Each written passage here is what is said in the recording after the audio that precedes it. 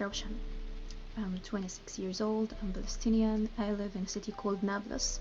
It's in Palestine state, and most people don't know this country because it's occupied by the state of Israel, and it's kind of trying to wipe us out of existence. Anyway, I'm here to talk about my journey in bodybuilding.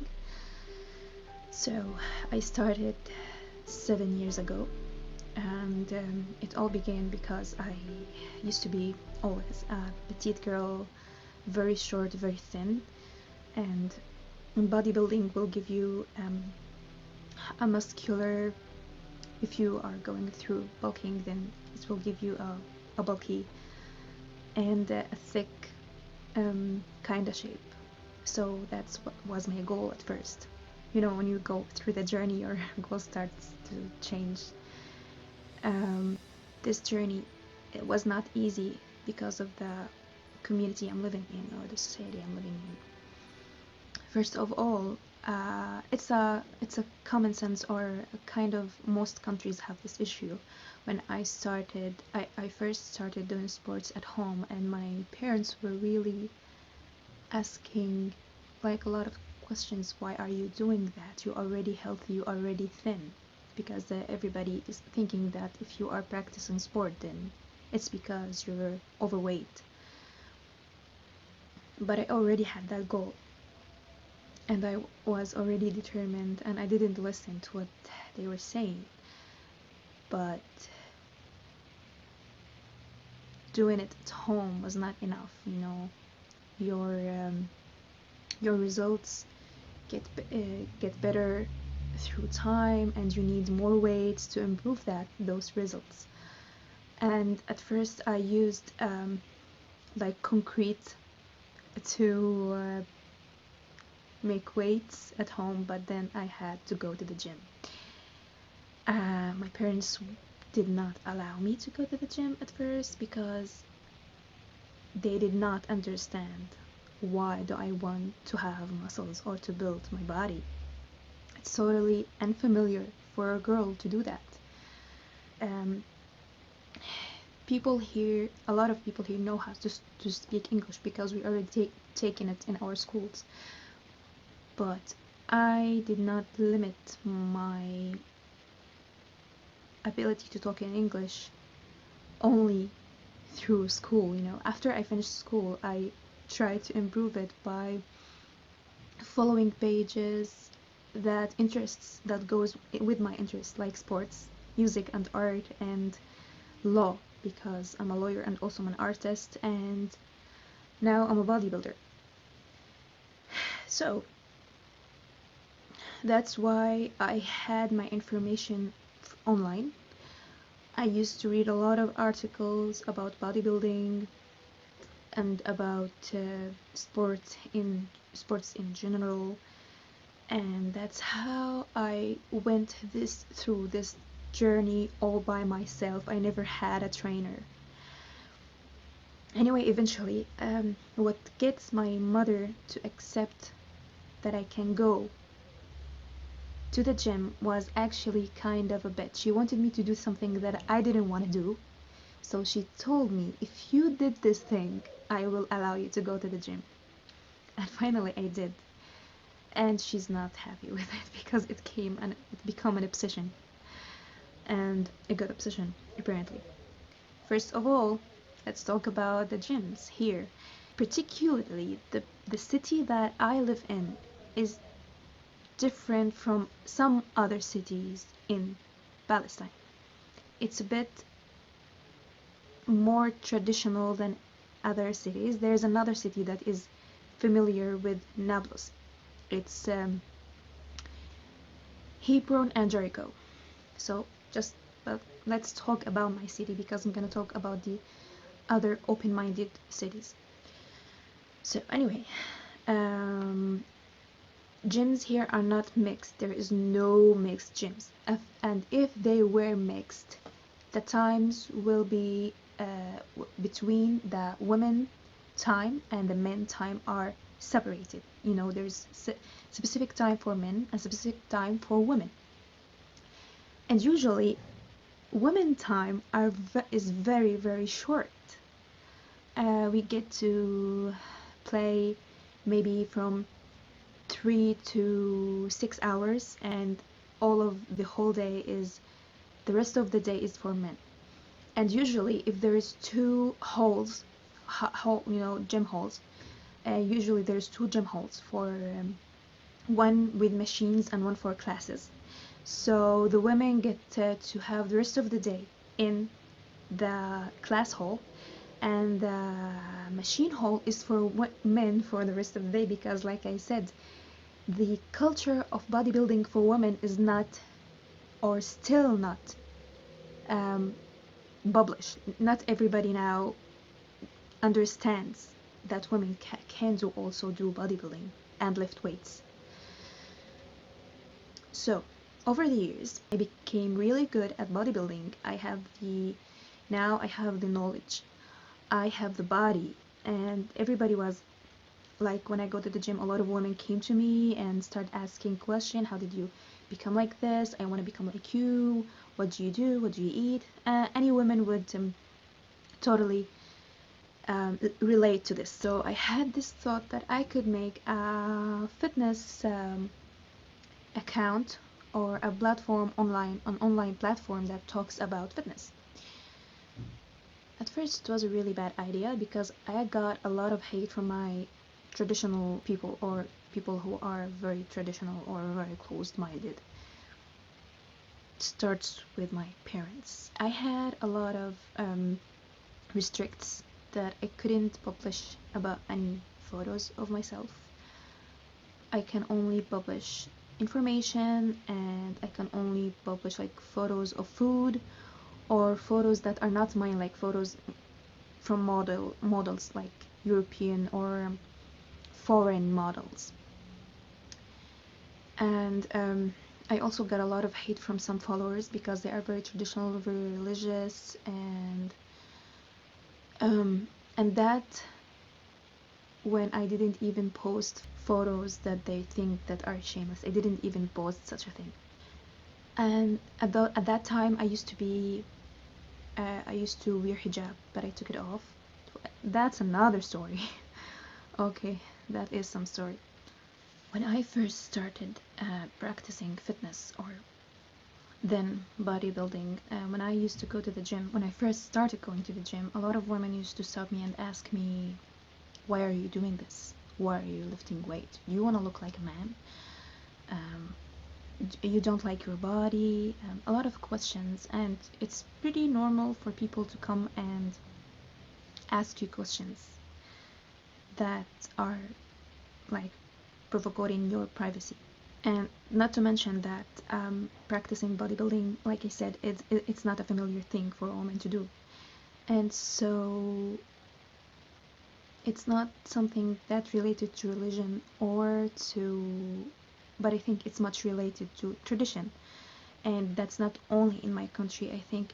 But a crazy thing that when I not when I started, but like when I had this really good body, women would stop me to ask me if I am married, and if I'm not married, then why I'm doing this, for whom, like if I should have someone to, like they don't have this culture that you can do this for yourself, and they question you. If you are not, there's no man in your life, then you must be going places and meeting someone and being with someone. You're doing that thing for that someone.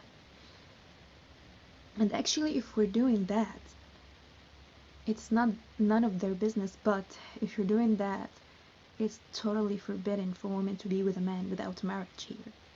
So when they asked me that question, it was really irritating. Like, when they are questioning me, they are pointing fingers at me that I'm doing something wrong in the side of our society. So what really keeps me going on this path, what made me chose it, because not only because I want to be special, I wanted to do this for myself at first, and then when I had that thing, I felt really special, and I felt that I made an achievement that no one would do, because I didn't have the money. I was a trainee at um, a law office, and here the trainers do not take, they don't give us money because of our volunteering and working in offices. No, we have to pay for our internship in the office and in the lawyer's office. And I had no money. I used to work. I used to work, and also I used to draw a lot and sell my paintings. And I used all that money to build this body. I went to the gym. I used to buy my own food because my family's food is not that healthy. Sometimes it is. Let's be honest. And there was a lot of struggles, and I felt that I am phenomenal. I felt like, because a lot of people would come and complain about really stuff that I would wish it would happen to me. Like, that's not something to complain. That's not an excuse. You can go and get your body up and work. That's what I was going to do. I was going to that goal, whatever it takes, because I felt that no one had my will. No one had that will that I had, and I did it. I got there with all the struggles. My family didn't want me to go to the gym. And actually, even after that thing I did for my mom, she pushed me a lot to lift. So I started to go there in secret. She didn't know that I was going to the gym, but I kept on going there. And this year, from the half of 2019 till now, that's when she started to know that I'm going to the gym, because she used to think that I'm at work or somewhere, but I didn't used to tell her because she wouldn't allow me to go there. Now let's talk about social media. I was talking about, like, first I established an online platform like in Instagram and Facebook, but it wasn't pretty friendly, and something really pisses me off, that we cannot share pictures of our body, especially if you were from the city. Other cities like Ramallah, there's a city called Ramallah. It's pretty a bit open-minded. People there can go to mixed gyms, yes, women and men together, but here, no. And it's pretty funny because the two cities are next to each other. And other thing that they can share pictures of them, like, not like the half-naked pictures, like a crop top or something. Yes, it can be shared, and but even though they are safe, but the reactions of the people around them, like in other cities, are not that friendly. So that's it. But for me, let's talk about me in that situation. It is totally forbidden for me to share pictures of my body and my progress. Never at all, because it's forbidden in my religion and in our traditions. This is a situation that goes on in my city and in other cities, but it's not in the Middle East. It's not all of the Middle East. Some places in the Middle East are open-minded, some are not. I'm gonna talk about what women wear to workouts. In closed gyms, the one who are for women in my city. Some closed gyms are really religious, so they don't allow for women, even with and I really need you to pay attention here, even with closed gym only for women, they don't allow women to wear tank tops, like tank tops, you know what I mean? It is totally forbidden to wear crop tops, and it's absolutely not to wear shorts. You can only wear a legging with a t-shirt that would cover your glutes, or your your glutes, or the high level of the thighs. What do you call it? Anyway, that area, you have to hide your glutes and to hide your bottom. And it's totally insane. That's what I think. I think they should not control what women should wear, especially if it's a closed gym. But some very restrict religious ideas see that women around women should be covered. Like the woman's body is forbidden to be seen. We are most of the people who lives here are Muslims, but that is not the main subject, because it's something with the traditionals here, and they connected with the religion. They say because our religion says so, so we have to do this. But it's actually the tradition that controls their state of mind, because there's a lot of Muslims out there who does not do that. Yeah, like they are open-minded and much more flexible. It's and also it's a very dangerous to share a picture, and that's what. And I actually had a pretty dangerous. I went through a pretty awful situation. I once tried to post a picture. I did not post it as a post, but I posted on my story, and in the Instagram story, and as when I went home, I was at the gym and I went home, and it was like I thought I was hiding some people to not see the story, but I forgot to hide them, and they saw it, and it went viral, and my mother saw that too. And you need to understand that it's not okay for a girl or a woman to do that. So the reaction was really crazy, and it was really bad. They threatened me to be killed. They said, if you do this again, or you will be burned while you are walking in the street with the acid. We will throw acid at you if you did that again. We will send someone. And I used to walk at the street with fear. I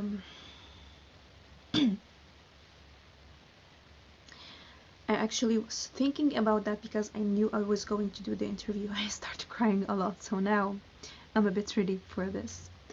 It was really hard for me to record it. Every time I used to think about it, I started crying. I don't want to cry. Okay. And for me, it's not an issue for a woman to be covered at the gym as long as she can practice her own kind of sports. And if she can practice lifting, it's her own freedom to wear whatever she wants, and if she wants to cover herself from head to bottom.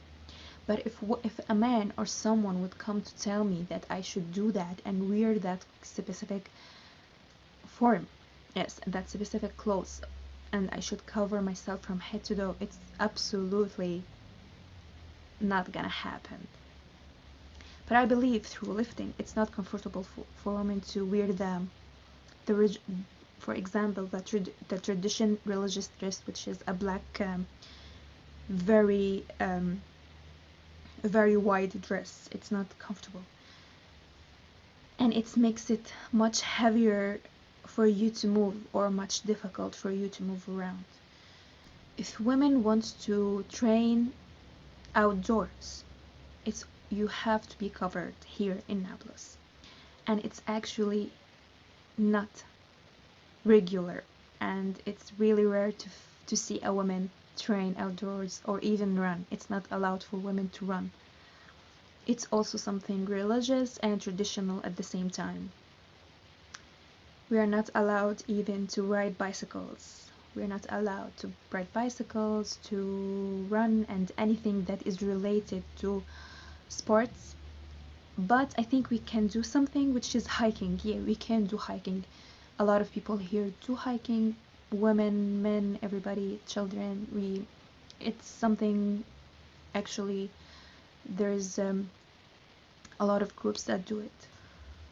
If this perspective in the Middle East is going to change about bodybuilding for women, people in the Middle East need to change their perspective on women and on women's body in general. The perspective on women's body is something seen as an object. Women's body is something that can be controlled, and something even worse than controlled, that can be bought and can be treated as food. But I have hope. I believe, because I already said there's a lot of places that women have the free will to do sports as they want, have the free will to wear whatever they want in a gym, in some places here in Palestine, a lot of places. I think there is hope, but it's going to take a lot of time, especially in the traditional areas and regions. I'm not very sure about other countries, but I have heard and seen a lot of things, and it's really different from a city than from city to another in the same region and the same country. Some cities are very traditional, some cities are not. Being a woman in the Middle East is hard, even if you're not doing anything, even if you are following the patriarch system as it is, even if you are following the instructions of the community, of the society as it is, even if you are doing the things as they want you to do it, it will stay as hard as it sounds. Then can you imagine when you are going against it, when you're fighting against it as much as you can, how hard it is? I'm trying to say here that even if you are trying to be unseen, totally normal, trying to follow the system, trying to follow the herd or whatever, it's going pressure, struggles, controlling will stay, will gonna keep, they will find something else to try to control us with, even if you try to go with the flow. And when you go against it, everybody, every single one will be against you. So my advice for any girl who is going through that situation and you are not feeling comfortable with going with the herd or going with the society, and you want to be different and you want to do what you want, I want you to surround yourself with the people who understand you, and anyone who's trying to block your way and stand in your way, try to wipe it out from your life. You will feel at first very lonely. It will be really hard. You will find yourself. You will love yourself more. You will find yourself through this loneliness. But after a while, you will also find people who will support you, who will listen to you, and who will understand the struggle that you're going through, because they went through it. And if they did not, they know what you mean, because they are human. They believe in humanity. If you want to be a bodybuilder, go ahead.